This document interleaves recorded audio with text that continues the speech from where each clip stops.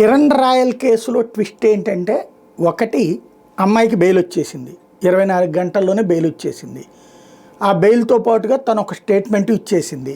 ఏంటంటే కుట్రతో ఇరికిచ్చారు, అరెస్ట్ చేయించారు, అయితే న్యాయం నా వైపునుంది, నా పోరాటం ఆగదు అన్నటువంటిది.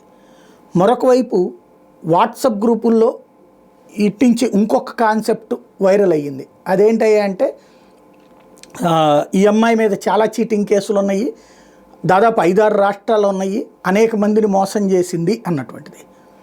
ఇంతకీ ఇప్పుడు అమ్మాయి ఎవరిని మోసం చేసిందో అవన్నీ ఆయా పోలీస్ స్టేషన్లో వాళ్ళందరూ పట్టుకెళ్తారా, అరెస్ట్ చేస్తారా, ఆయా రాష్ట్రాలు తెలియాలి. అసలు ఏం మోసం చేస్తుంది, ఎందుకు చేసింది అనేటటువంటిది అది తెలియాలి. ఇంతకీ అట్లాగా మోసం చేసిన అమ్మాయికి ఇతనెందుకు షెల్టర్ ఇచ్చాడు, ఆ అమ్మాయి దగ్గర ఇతనెందుకు డబ్బులు తీసుకున్నాడు, డబ్బులు తీసుకోకపోతే ఇతనెందుకు చెక్కులు ఇచ్చాడు, ప్లస్ వీళ్ళిద్దరి బంధం ఏంటి అన్నటువంటిది ఓపెన్ సీక్రెట్.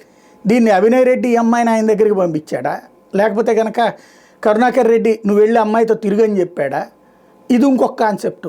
ఓవరాల్గా కుట్రలు, కుతంత్రాలు, మన వ్యక్తిగత జీవితంలో కొన్ని వ్యవహారాలు తిరగబడ్డప్పుడు ఆ తిరగబడ్డటువంటి విషయాల్ని రాజకీయాలకు ముడిపెట్టడం అనవసరం.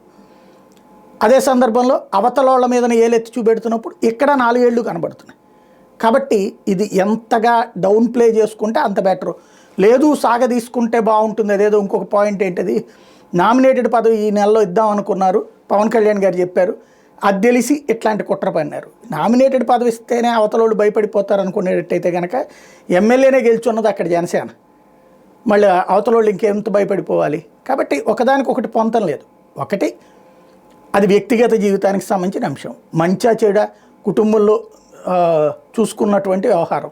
అది ఒక రకంగా చెప్పాలంటే కుటుంబపరమైనటువంటి వివాదం. ఇంట్లో భార్యకి వాళ్ళకి నచ్చితే, అవతలతో సంబంధం నచ్చితే వాళ్ళు చూసుకోవాల్సి, తేడా వస్తే అది లీగల్గా పోయేటటువంటిది. అట్లాగే చీటింగ్ కేసుకు సంబంధించి చీటింగ్ కేసు ఉంటే అదే నడుస్తుంది.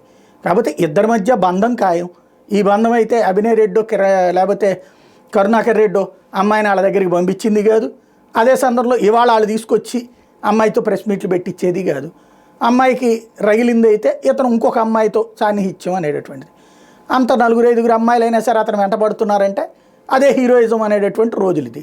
కాబట్టి ఈ వ్యవహారానికి సంబంధించి ఇక్కడితో ముగుస్తుందా, సాగుతుందా అనేది చూడాల్సి ఉంది.